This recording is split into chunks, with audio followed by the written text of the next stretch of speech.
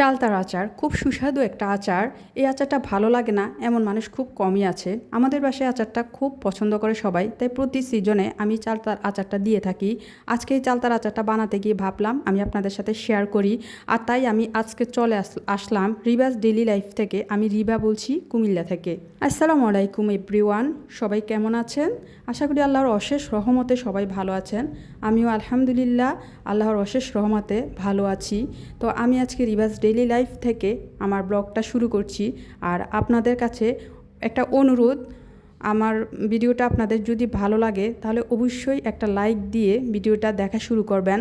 আর অবশ্যই সাবস্ক্রাইব করবেন, কেননা আমি একদম নতুন, তাই আমি আপনাদের সবার কাছে একটু সহযোগিতা চাচ্ছি আমার এই চ্যানেলটা গ্রো করার জন্য। আশা করি আপনারা সবাই আমাকে সহযোগিতা করবেন। তো আমি চালতার আচার দেওয়ার জন্য প্রথমে ফ্রাই প্যানটা বসিয়ে নিলাম, আর সাথে আমি অন্য চুলাতে ভাত বসাবো, তাই ভাতের জন্য পানি নিচ্ছি। আজকে অবশ্য রান্নাটা একটু কম রান্না করব, তাই ভাবছি যে আচারটা দিয়ে দেই। কারণ আচার দিতে হয়, আবার সব কিছুই তো করতে হয়, জানেনই তো মেয়েদের সব কাজই করতে হয়। তো আমি এক সাইডে একটা চুলায় ভাত বসিয়ে দিলাম, আর অন্য রান্নাবান্না আজকে নাই। আরেকটা চুলায় আমি আচারটা করে নিব। তো আচার করার জন্য এই যে আমি তেল নিলাম, আর তেল নেওয়ার সাথে আমি দেখিয়ে দিচ্ছি আপনাদেরকে আমাদের এই কিচেন রুমটা। আমাদের এই তেলটা কোথায় থাকে? আমার আম্মুর কিচেন রুমটা এই যে উপরে আমাদের এইভাবে বক্স করা। আমাদের বাসাটা অনেক আগের, প্রায় 25 বছর আগের বাসা, তাই সব কিছু একটু পুরাতন হয়ে গিয়েছে। দেখতে হয়তো সুন্দর লাগে না, কিন্তু তারপরও আমি আমার ভিডিওগুলো এখান থেকেই শুরু করছি। আপু ভাইয়ের এই চালতার আচারটা কিন্তু অন্যান্য আচার থেকে যথেষ্ট সহজ, পদ্ধতিটা অনেক বেশি সহজ। কেননা এটাতে তেমন কোনো মশলার প্রয়োজন হয় না, শুধু প্রয়োজন হয় একটু পাঁচফোড়ন।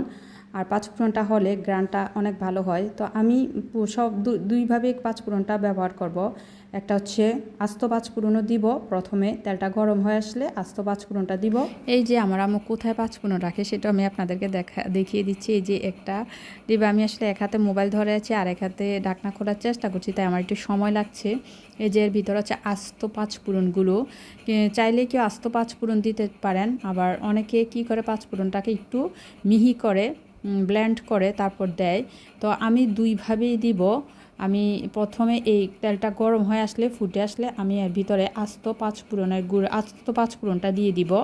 তার আগে আমি একটা ঘুটনি নিয়ে নিলাম, আর ঘুটনিটা যেহেতু ব্যবহার করার আগে একটু ধুয়ে নিলাম। তো এখন আমি তেলটা গরম হয়ে আসছে, তেলটা ফুটে আসছে, এখন এই যে দেখেন আমি আস্ত পাঁচফোড়নগুলো দিয়ে দিচ্ছি। দিয়ে দেওয়ার পরে এই তেলটার ভিতরে একটা সুঘ্রাণ বের হবে।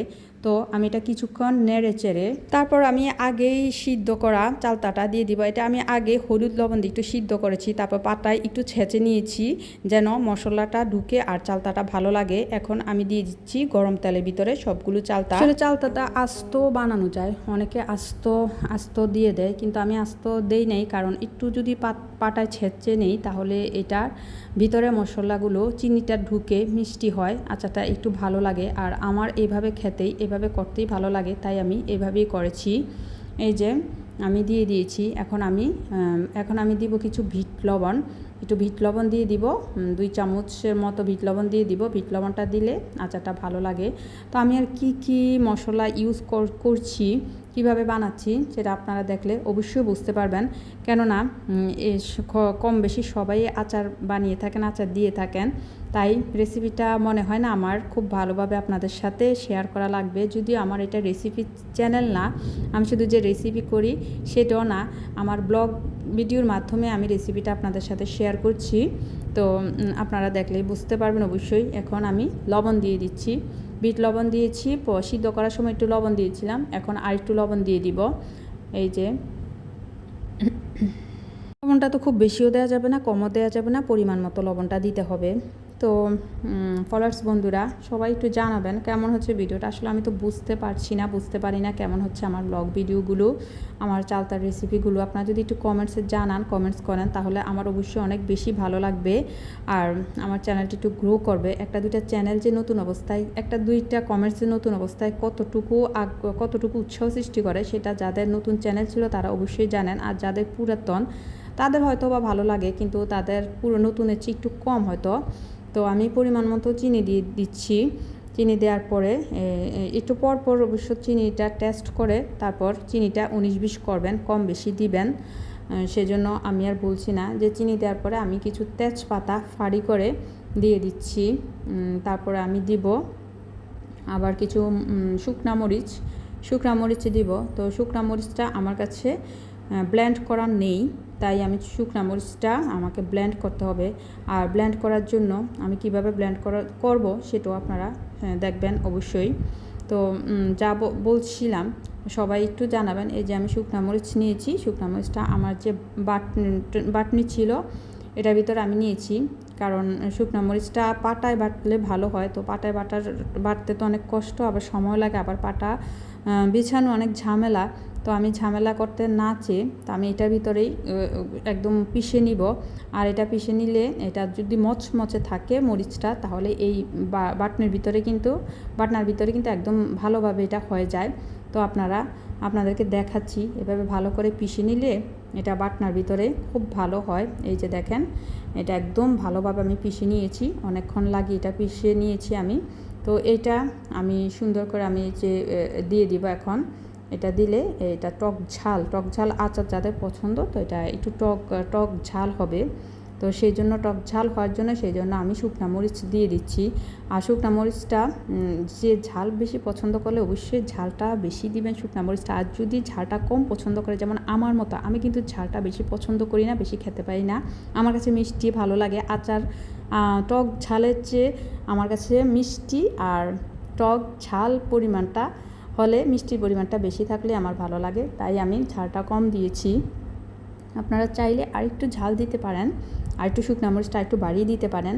আর শুকনা মরিচটা কালারটা যদি লাল থাকে টকটকে, তাহলে আরেকটু সুন্দর লাগবে। আমার এটা আমি একটু ভেজে নিয়েছি, তাই আমার কালো হয়ে গিয়েছে। তো এটার সাথে আমি আবার কি দিয়েছি, একটু গুঁড়া মরিচ দিয়েছি। আবার দেখি যে মিষ্টি হয় নাই, ওই যে আমি বললাম যে আমার একটু চিনিটা পছন্দ বেশি, তাই আমি একটু দিয়ে দিলাম। তো সাথে চুলায় ভাত হচ্ছে, আমি একটু সাথে ভাতটাও নেড়ে নিচ্ছি, দেখছি আমি ভাত হচ্ছে কি না। তো আরেকটু হবে ভাত, তাই আমি ভাতটা একটু নেড়ে চেড়ে দিচ্ছি। বাসায় মানুষ হচ্ছে 3-4 জন, রাতের জন্য একবার ভাত রান্না করে ফেলছি, তাই এমন পাতিলে দিয়েছি। তো আমি এই যে গুঁড়ামরিচ দিয়েছি, চিনি দিয়েছি। আবার চিনি দেওয়ার কারণ হচ্ছে আমার কাছে মিষ্টি লাগে না, তাই আর একটু চিনি দিয়েছি। তো চিনি দেওয়ার পরে নেড়ে চেড়ে এই যে আমার আচারের এখন এই অবস্থা, মানে কাছাকাছি হয়ে গিয়েছে। আমি এখন তেমন কিছু না, আমি ক্যান্টনের ভিনেগারটা ব্যবহার করব। এই যে দেখুন, ক্যান্টনের ভিনেগারটা কিন্তু অনেক ভালো। তো আমার আচারটা হয়ে গিয়েছে, তাই আমি শেষ পর্যায়ে ভিনেগারটা দিয়ে দিব। ভিনেগারটা দেওয়ার পরে আমি হয়তো বা আচারটা কিছুক্ষণ নেড়ে চেড়ে নামিয়ে নিব, কারণ ভিনেগার দেওয়ার পরে আচারটা বেশিক্ষণ চুলায় না রাখলে কালো হয়ে যায়। সেজন্য আমি বেশিক্ষণ রাখবো না, আমার ভিনেগার দেওয়া হয়ে গিয়েছে। তো আমি আর কিছুক্ষণ নেড়ে চেড়ে হয়তো বা আমার আচারটা নামিয়ে ফেলবো। আমার আচার বানানো শেষ। তো চালতার আচারটা কেমন হলো, আর আপনারা কিভাবে চালতার আচার করেন সে ব্যাপারে আমাকে জানাবেন, আমার আচারটা ভালো হয়েছে কি না। কিন্তু আপনারা ভালো হয়েছে কিনা সেটা তো জানাবেন। আর বাসায় খেয়ে কে কেমন রিভিউ দিয়েছে সেটা আমি আপনাদেরকে বলছি। সবাই তো অবশ্যই বলেছে ভালো হয়েছে, মজা হয়েছে অনেক আচারটা, কারণ সব কিছুই পরিমাণ মতো ছিল, পরিমাণ মতো পড়েছে, তাই ভালো লেগেছে আচারটা। এই তো এইভাবেই আমার আচার বানানো শেষ হয়ে গেল। তো আচার বানানো শেষ করার পরে আমার আরও কিছু কাজ বাকি আছে। পাশে ভাতটা হয়ে গিয়েছে, তো আমি ভাতের মাঠও ঝরিয়ে নিব। ঝরিয়ে নেওয়ার পরে আমি একটু ড্রয়িং রুমের দিকে উকি দিচ্ছি। উকি দিয়ে দেখলাম যে কী অবস্থা চলছে, আমার বাচ্চাগুলোর কী অবস্থা, ওরা কী করছে। এই যে দেখেন, ওরা হচ্ছে যে আমার এটা শখের জিনিস ছিল, এটা আগেই ভেঙে ফেলেছে। তো আবার এটা নিয়েছে, ও এটা দিয়ে খেলতে যায়, ও শুধু বলে যে ওকে এটা দিয়ে দিতে। তো আমি বলছি যাও একটা দিয়ে খেলো, আরেকটা সুন্দরভাবে রেখে দাও। তো আবার এসে দেখছি ও এইগুলো নিয়ে নাড়াচাড়া করছে। তারপরে এই দেখেন, আমার একটা সাইড কর্নার, আমার আম্মুর বাসায় একটা সাইড কর্নার ছিল, তো এটাতে 2টা টব রেখেছি, বাচ্চাদের জন্য রাখা যায় না। আর আমাদের বাসাটা পুরানো হয়েছে দেখে এটাতে লোনা ধরে গিয়েছে। আমি এখানে আপনাদেরকে আরেকটা ইনফরমেশন দিব, সেটা হচ্ছে আপনারা যারা বাসা তৈরি করবেন, নতুন বাসা, তারা এই ব্যাপারটা খেয়াল রাখবেন। দেখেছেন আমাদের বাসাটা প্লাস্টারটা ভালো হয় না, প্লাস্টারের সাথে মেডিসিন ছিল না, যার কারণে এমন হয়ে যায়। তো আপনারা অবশ্যই খেয়াল রাখবেন, আপনারা যখন নতুন বাড়ি করবেন, প্লাস্টার করবেন, তখন কিন্তু অনেক বুঝে শুনে করবেন। এটার সাথে মেডিসিন দিবেন, আর শুকালে রং যদি শুকানোর পর একদম দিবেন। আমার আব্বু বসে বসে টিভি দেখছে, এটা হচ্ছে আমার বাবা। তো এই হচ্ছে আমার ড্রয়িং রুমের অবস্থা, আর এটা হচ্ছে আমার বেডরুম, আমি নিচতলা আমার বেডরুম। এটা আমার বেডরুম আমি গুছিয়ে গিয়েছিলাম, তারপর বাচ্চা থাকলে তো জানেনই কী অবস্থা। তো ফ্রেন্ডস, সবাইকে আবারও অনুরোধ করছি, প্লিজ আমার চ্যানেলটা একটু সাবস্ক্রাইব করবেন, কমেন্টস করে, লাইক করে অবশ্যই আমার পাশে একটু থাকবেন, আমি আপনাদের পাশে থাকবো। আজকে তাহলে এই পর্যন্ত, সবাই অনেক ভালো থাকবেন। আল্লাহ হাফেজ।